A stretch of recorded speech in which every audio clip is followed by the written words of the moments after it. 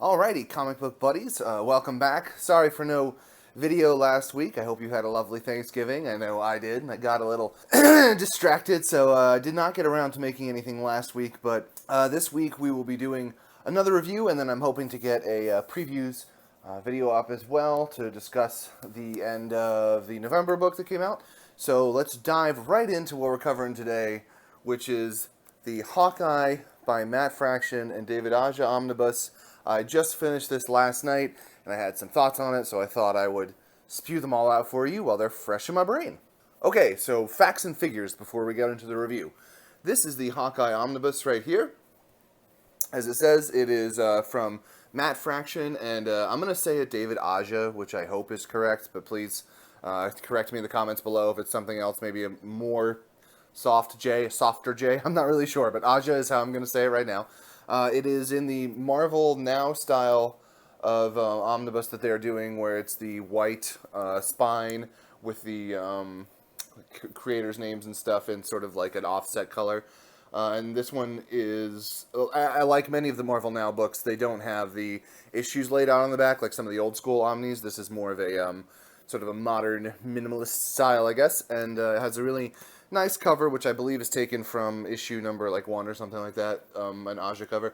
And here's the creative team on there. There's a few different people, most notably, like I said, Matt Fraction, David Aja, I think Javier Pulido, and then Annie Wu, and then a few other names. Francesca Francavilla does 2 issues, and then Hollingsworth and Eliopoulos, I hope I'm saying that right, I believe are the color and letterer, respectively, or maybe the other way around, I'm not sure.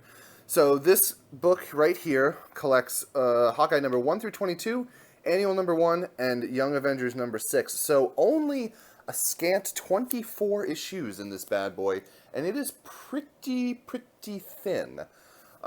It is a nice design. I like it. If you take the dust jacket off, it has a very cool like archery target stylized look, and it has, as all Marvel Omnis do, a really lovely matte finish on the inside, and then the binding is pretty good. I mean, the book is so small that it wouldn't impact it greatly if the binding was bad, but the binding is very nice, and the pages are medium thick. There's a little bit of waviness going on, you can see, just from humidity and stuff, so thinner pages tend to wave a bit more, and this one's alright. The book is $100 suggested retail, which in my opinion is very high for the content. There, like I said, are 24 issues, as well as just a very little bit of back matter, like some small sketchbook stuff, but even the sketchbook stuff is like shrunken down, so it's not even really full size. I mean, David Aja is one of my favorite artists on the comic book scene, whatever you want to call it right now. So any art from him, I more than welcome. But it's just not that much back matter. It's just not that much stuff like for the content. So we'll get to that at the very end with my recommendation. But it is a $100 book. You can find it online probably for around I would guess like 60-ish, 65, something like that right now. And you should not pay $100 for this, in my opinion, unless you are somebody who is very into, like I've said before, supporting your local comic book stores, because $65 is a reasonable price, I think. This should have retailed at $75, in my opinion. It's just $100 is just too much money, Marvel. Stop it. So what is this book about? This omnibus covers the life of Hawkeye the Avenger, the same Hawkeye from the Avengers movies from Joss Whedon that have been coming out for the last couple years. It covers his life outside of the Avengers. And it presents quite a different Hawkeye from the one that Jeremy Renner plays in the movies, who's kind of stoic and reserved and doesn't have much of a role in number 2, and then his family's in there, or not a lot of role in number 1, and his family's in there in number 2. It's kind of this weird character. He's like sort of in the background, but then sort of an Avenger. But either way, it's a different guy in this. I mean, the same guy, but a different characterization of that guy. It is his life outside of the Avengers, and sort of the women in his life and his neighbors. It's kind of like the groups that it deals with. It deals with his ex-wife, his, what does it call it? His ex-wife, his work wife, his girlfriend, his sort of ward, his trainee, and then all the neighbors that he shares this sort of beaten up NYC apartment with. It is definitely rooted and sort of a New Yorker vibe going on. What I mean by that is like sort of a New York Brotherhood thing. There's definitely a lot of that in here where like you stick with your neighbors and stick with your junk stuff and make everything work. And it definitely feels like it's playing on that vibe a little bit of like brotherhood and friendship through proximity in a city, I guess. But it basically is all of these side stories collected of what Hawkeye and the other Hawkeye, Kate Bishop, do in their day-to-day lives and all of the shenanigans that they got up to and all of the crazy events that happen to them. It does not have very many other superheroes in it. It is basically just a side story of Hawkeye. So before we get into the review, let me give you some context of where I'm coming from with this review. This book was actually one of the first ones that I read. If we rewind about two and a half-ish years, to the summer after I graduated from college, I was just getting more seriously into comic books.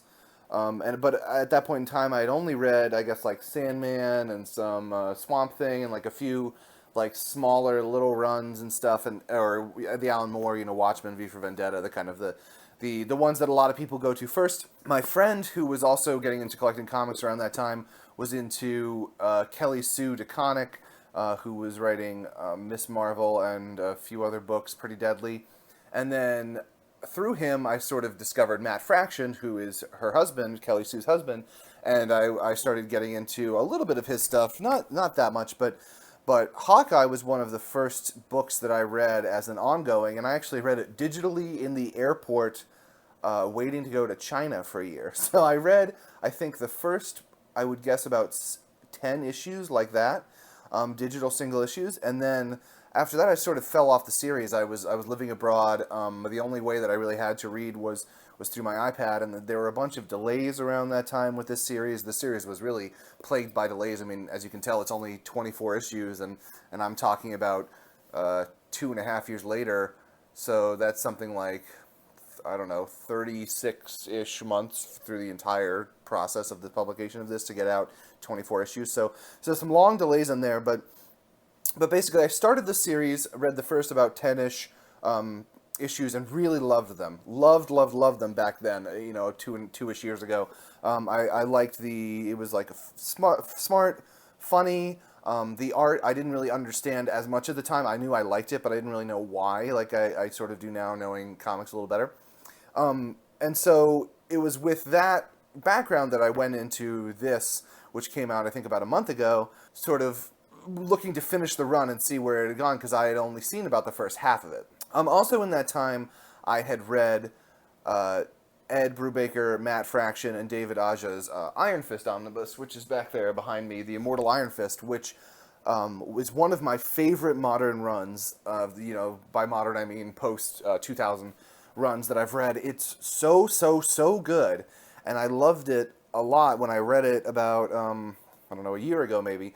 So in between those 10 first issues and reading this omnibus, I had the Immortal Iron Fist in there, which to me, this feels like almost, I don't know how to say it, Immortal Iron Fist 2.0, except it's more like 1.75, because it's a continuation of what they were trying to do, but in my opinion, it sort of flakes under the pressure of what that series was, and sort of the false starts that are in here a little bit, which I'll get to in a second.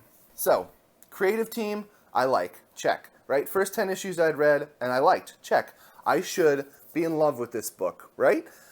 Well, the reality is I'm in like with this book. I think it is too scatterbrained for its own good, really. The first 10 issues are one thing, and then the middle 10 issues are another thing, and then the last couple issues are another thing as well. And I don't think it really plays nice with itself.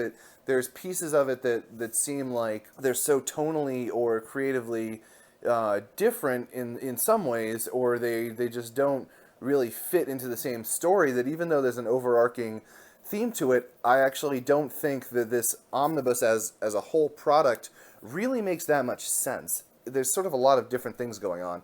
So what I mean by that is the first 10 issues are really, really good, but they are sort of interconnected, or rather non-connected stories that go on, and they just sort of show the life of Hawkeye and his relationship with his neighbors and trying to figure out how to be a good person, I guess, deal with his demons of feeling like he's a bad person.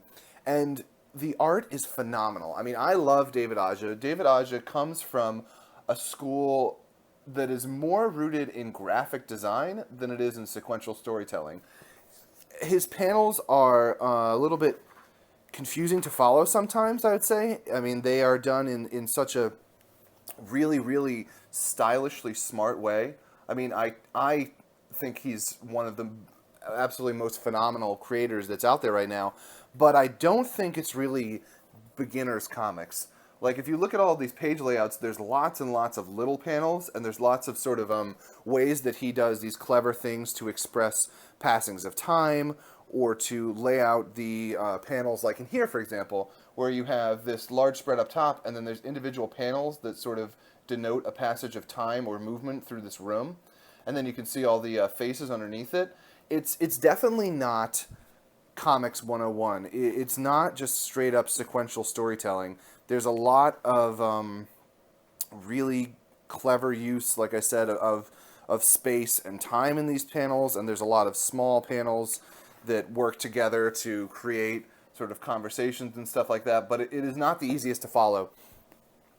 I love it, but it's not going to be for everyone, and if you are not somebody who really likes to take in the whole page and check it out as like one piece of like really, really tight graphic and storytelling design, it may turn you off a little bit. In my opinion, I think it is just crazy awesome. I mean, I think he is at the top of his game in some of these early issues especially, but, you know, your mileage may vary depending on how you read and enjoy your comics. But, you know, I think his style is awesome. It's conveys a lot of character and motion and feeling without having sort of overly detailed and nitpicky kind of super rendered instances.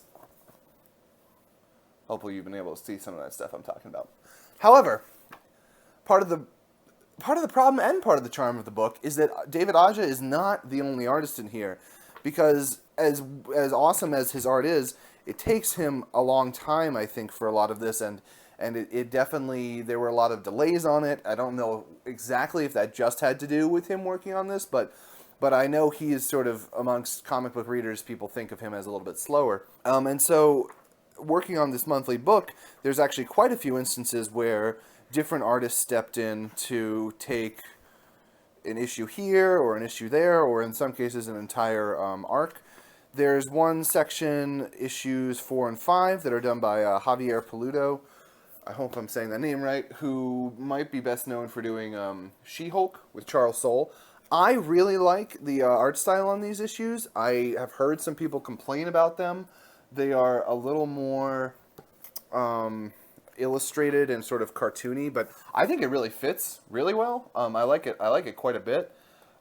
It's not the David Aja style, so it might turn some people off, but I like it. There's also a number of issues in here by Francesco Francavilla. I think 2 of them that sort of show the origins of one of the bad guys, sort of the main bad guy in here, and he has a style that I had not seen before, but I like it okay. It's fine. And then there's a middle, or like a 3/4 through arc, where Annie Wu takes over, and she draws a number of issues in here, and I really, really liked her style a lot. I thought it totally fit the vibe that the book was going for in this story, and in this particular arc, that is, and I think she just totally crushed it. Her style is a little bit more electric and flowing, and very kind of, it's not sketchy at all, like it's definitely fully rendered out, but the lines have a lot of energy, and it's a lot of thin lines, so it definitely feels like it has a lot more light and motion in it as compared to something like David Aja's stuff, which, like you see here, definitely reminds me a little bit of David Mazzucchelli. It kind of cuts the items and the objects and the people out of the shadows almost. Like there's a lot of instances, like these guns over here, where it's sort of these backgrounds, and then he uses just inks or negative spaces to cut the images out of there. And I think it does a really, really good job at conveying it, but it is also very smart, in my opinion, that they use Annie Wu for some of them because it is a good contrast to David Aja's style. So enough about the art. What exactly is the story and does it hold up? Matt Fraction is a writer who is known for his kind of like, I guess if you look at it in one way, it's kind of witty, sharp, bantery writing, and another way you could look at it is kind of like snarky hipsterisms. It depends on how you feel about him.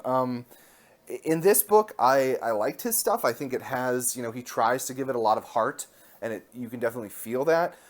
He has like some villains that are kind of funny. There's this whole tracksuit mafia that Hawkeye goes up against, where all they say to each other is like, "Bro, get her in the car, bro," and it is a good joke. They talk like that throughout literally the entire book, and that's how they speak to each other.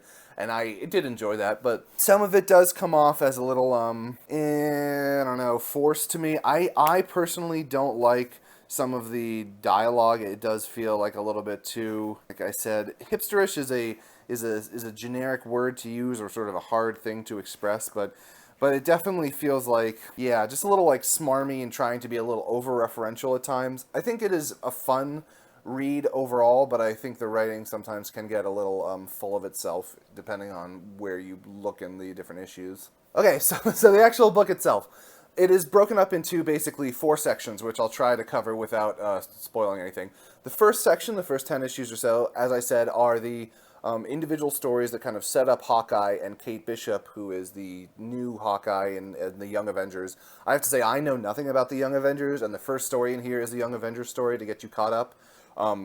It made sense to me, but I don't know anything about her outside of this book. I like her a lot in this book, but I don't know if she's portrayed differently by other writers or different artists. But the first 10 issues are Hawkeye, Clint Barton, and Kate Bishop, doing their sort of thing together and figuring each other out as partners and kind of having these adventures.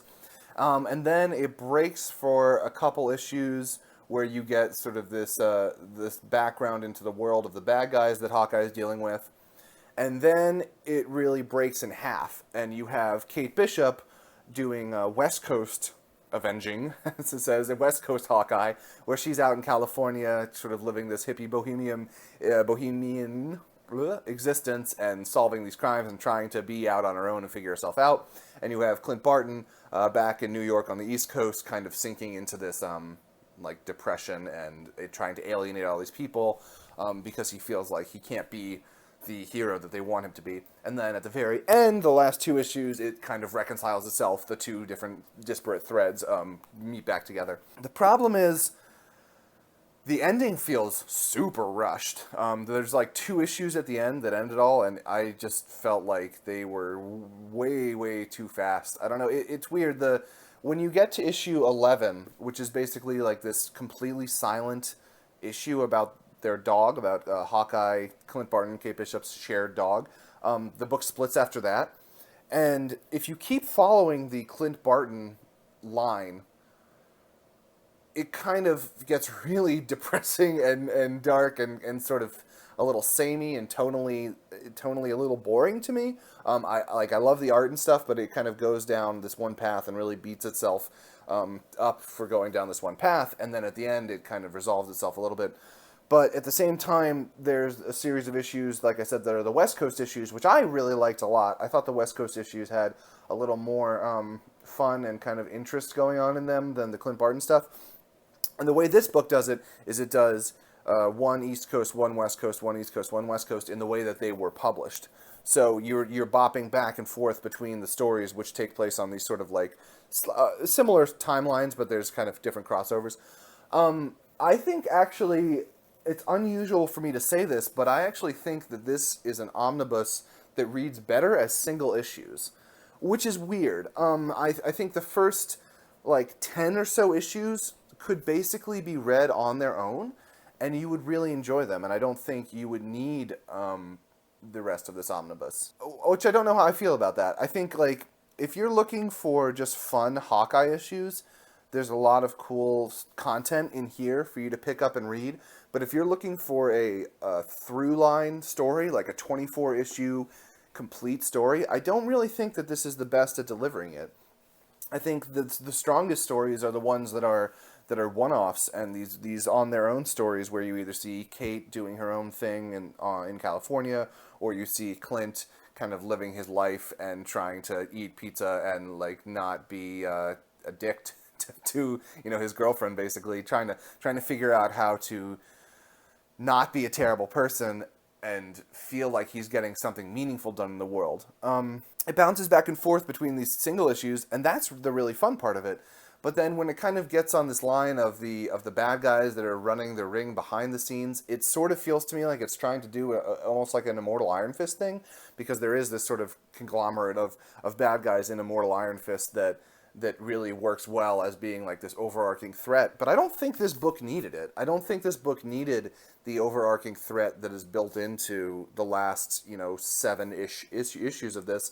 I think it feels like this top-down threat that doesn't really make sense for the rest of the book, and it resolves itself so quickly that basically the tone of the last couple issues just doesn't really make sense with the rest of the book. It ended on a way which was satisfying to some extent. It wrapped up ties that were loose, and it got everybody's characters in this new status quo to move on to the next series or whatever is going to be worked on, but I really don't think it needed to have the threat or the bad guys in it for the last couple issues that it did. It just kind of fell apart as a through story for me. So my recommendation, which is an odd one, considering the way I like to collect this stuff, is that you could probably read pieces of this omnibus here and there if you are looking for Hawkeye stories, but I don't think you need to pick up the actual omnibus. For $100, I think it's too much for the content and for the size of it. I think if you could get this for $50 or under and feel like you want to read the entire thing, then you should definitely go for it. But I do feel like you would be just as well served finding the first 7 single issues and reading those, or finding the first hardcover. There's 2 hardcovers that are released that make up this omnibus that are released separately, and you could find the first one and read that and sort of have a satisfying story, and as long as you felt good about it, you wouldn't have to finish the rest of it.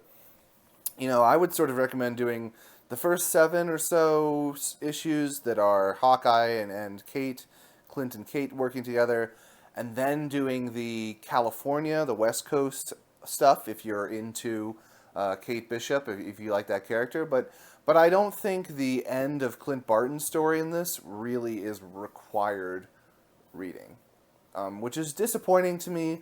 Definitely I feel like it hovers somewhere around 6.5 out of 10 if I had to give it like a score in the end. It just doesn't do it for me. Maybe it'll do it for you. I'm not sure, but it just feels like this book is basically 4 or 5 different parts that 3 of them are really cool and awesome, 2 of them are okay, and as a whole, it just doesn't really mix that well. So, it's a little bit everywhere.